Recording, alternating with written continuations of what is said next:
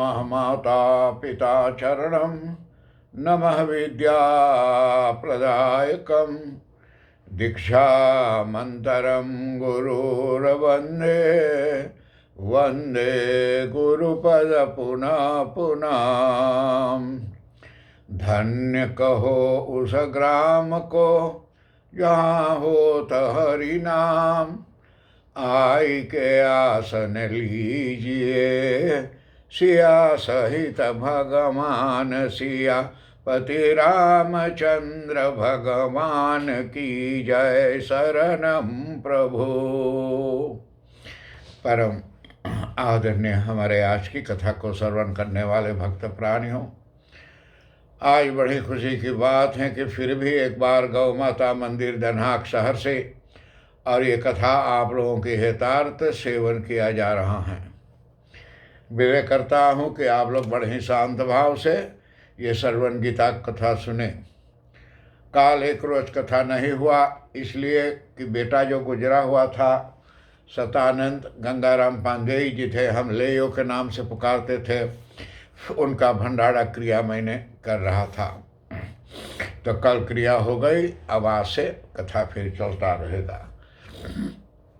तो कुछ दिन कथा वहीं रुका था कि जहाँ जाकर के राजा केसरी सिंह अपने रानी से जा कर के अब कहती हैं, रानी से क्या कहती हैं कि अय रानी प्राण प्रिय सुन मृग नयन नवाम, श्यामवती की विधि मिली महर्षि न के धाम, सिया पति रामचंद्र भगवान की जय। शरणम प्रभु।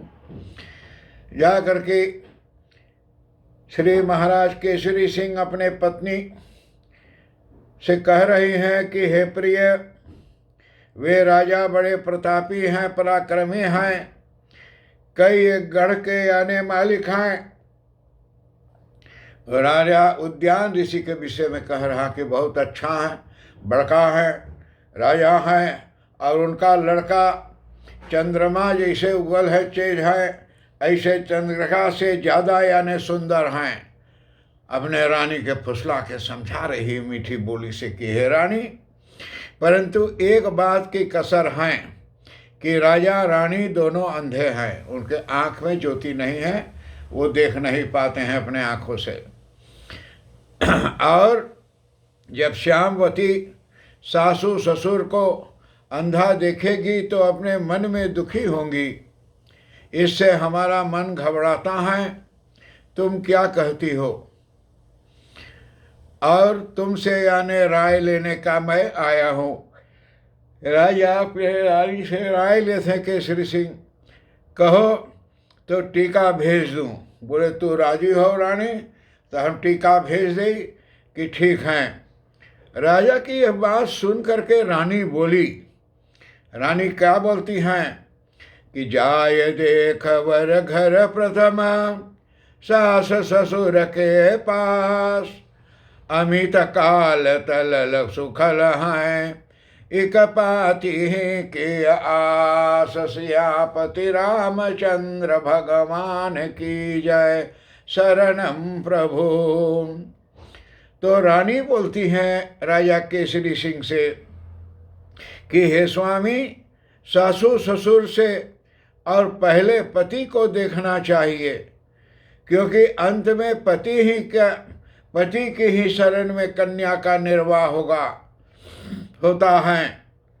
श्यामवती पहले तो दुख या सुख भोगेगी, परंतु पीछे हमारी बेटी घर की पटरानी बनेगी। और बोले पहले बेटी के जागना चाहिए। सास ससुर तो हैं, अच्छा अंधा है, पति थोड़ा अंधा है। पति जो सुंदर है तो पहले जो सास ससुर के सेवा करी है, चाहे तनी दुख हुई, तब बाद में तो सुख हुई, घर के पटरानी बनी। और सास ससुर तो थोड़े दिन में सहज गुजर गई हैं, राम नाम सत्य हो जाई, तो बेटी तो सुखी रही है। तब अपने मन की यानी माफिक और सुख भोगेंगे, तो जले मन के इच्छा के सुख फिर अपन भोगी हैं। ये तो दुख होगा अब तो थोड़ी ही दिनों के में होगा, अब फिर तो सुख का दिन आवेगा। बोले थोड़ी दिन अगर ये दुख हैं तो सह लो, और सुख में जा कर के फिर तो अपन आएगा। लेकिन आजकल कितना सब पतो हो रहे हैं कि सास ससुर घर में होते हुए पैसा कौड़ी जब आता है तो सास ससुर बड़े अच्छा आदमी, और जब तनी अवस्था वृद्ध हो जाती है, आमदनी कम हो जाता है, तो बोले सास ससुर के अलग करो। खास करके हमारे हॉलैंड में बोलता है कि परतमी से अलग करो, चलो विवाह शादी हो अलग रहें। तो हे स्वामी, रानी कहती है अपने पति से, हे स्वामी, ऐसी बात के लिए हमसे सलाह क्या पूछते हैं, जल्दी से टीका भेज दो, शादी करिए, देर क्यों करते हो। और इसमें यानी सोचिए मत, कोई सोच चिंता की बात ना है राजा। और रानी की बात सुन करके राजा कहने लगे, रानी के बात सुनी, जब सलाह औरत के अलग से अच्छा रहे है तो पति के जा करके अच्छा विचार मिले हैं, और दोनों जा करके सोचने लगी। तो राजा बोलती है केसरी अपने पत्नी रानी से कि बेटी के आराम को उचित लखियतः जाए, ऊंच नीच नहीं सोचती, बारीक हो भरवाए, सिया पति रामचंद्र भगवान की जय, शरणम प्रभु। और जाकर राजा बोला था अपने रानी से कि हे रानी, हे रानी, ये जा करके और महले सासू ससुर की अच्छी देख करके और शादी करनी ठीक है। बोले पहले घर द्वार भी जान ले चाहिए कि अच्छा है तब शादी करे चाहिए। पीछे लड़की के भाग्य में तो लिखा होगा तो सो, वो लड़की के भाग्य में जो लिखल हैं सो होगा। अंधे को जाके अंधे के लड़के के साथ शादी करनी ठीक नहीं है। जो अंधे के घर शादी होगा तो संसार हमको हंसेगा, इसलिए ऐसे घर शादी करने चाहिए। करने में मुझे यानी शर्म आती हैं। राजा की यह बात सुनकर रानी बोलती हैं, जो राजा बोलत हैं कि हमें शर्म लगी कि बोली है मणि की अंधा अंधी यहाँ ब्याह करिस हैं, तो बोले हमें तनी शर्म लगी। तो रानी ये मन कहत हैं राजा से कि हे राजा, चित चंचल सब का रहे, घर वर तजत न देर, चतुर सलोने पुरुष की, बुद्धि न सत कथ फेर, सिया पति रामचंद्र भगवान की जय, शरणम प्रभु। और जा करके हे स्वामी, आप ज्ञानी होकर के अज्ञान क्यों होते हो। बोले आप पढ़ल राजा हैं, ज्ञानी आदमी होके अज्ञान मत बनो राजा। और यानी हमारा कहना मानकर आप जल्द टीका भेजिए, क्योंकि मेरा हृदय यही पर शादी करने के लिए गवाही देता रहता है। बोले फुर्ती से टीका भेजो, अब विवाह शादी के दिन धरो, ब्याह करो। हमार दिल कहते कि हिये पर ब्याह अपने बेटी श्यामवती के हम लोग करे चाहिए। ईश्वर सब भांति प्रसन्न रखेंगे। बोले भगवान सब अलग से रक्षा करिए। हाथ जोड़ विनती करती हो स्वामी कि आप देर न कीजिए। बोले हम हाथ जोड़ के विनय करत हैं कि आप विलम्ब न करें राजा, ये जल्दी से भिजवाओ टीका।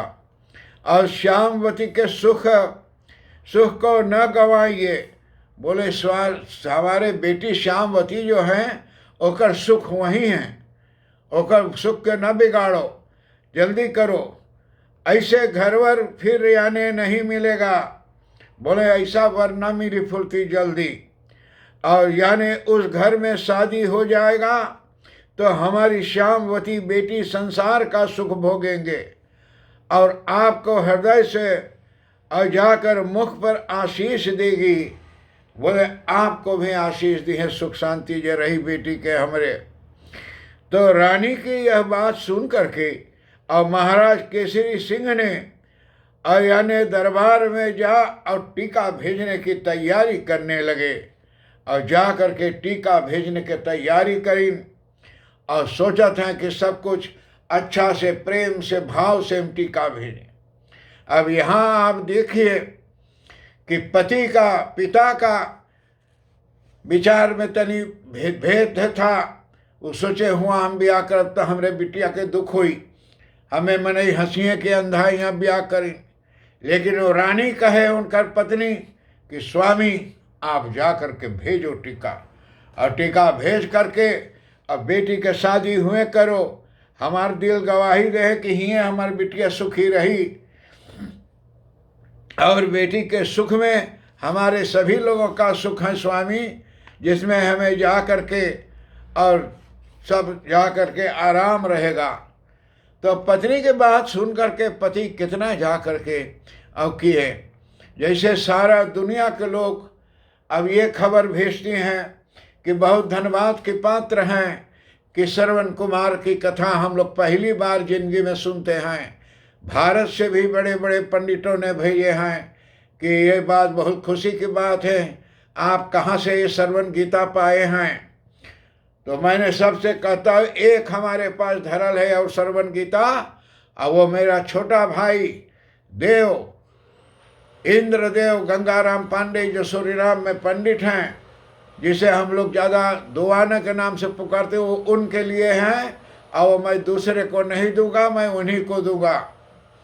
और हम सब कोई सुनते हैं कथा, तो सुनने में आप कथा को बना बना के धर लीजिएगा अपने फेसबुक पर, नहीं अपने उसमें जा कर के ESB स्टेक पर ये कथा धर लीजिएगा, हमेशा आप सुनिएगा।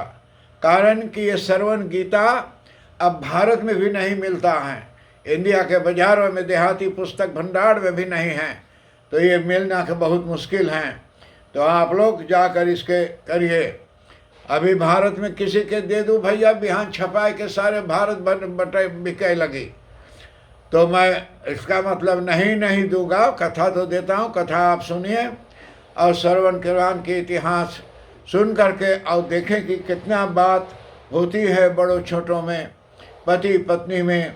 अब आगे चल करके आप देखियो, ये कथा बहुत गंभीर कथा है आगे में चल करके।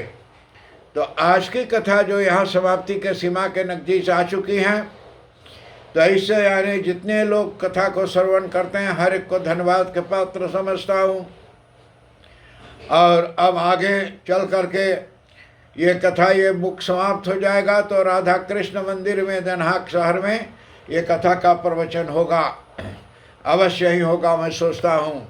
वहाँ का मालिक पंडित राजेश भगवंत जी को बहुत बहुत धन्यवाद है कि काल जितना सहयोग मुझे दिए और हमारे बेटा के श्राद्ध क्रिया के प्रति भोजन पानी प्रबंध करके भोजन कराए गए, और जितने लोग सारा दुनिया से आशीर्वाद भेजे हुए हैं कल्याण के लिए, मेरा बेटा सतानंद गंगाराम पांडे के लिए हर एक को बहुत बहुत धन्यवाद के पात्र हैं। यहीं से आप लोग से विदा ले रहा हूँ, अगले बार फिर आप लोगों से मिलूँगा।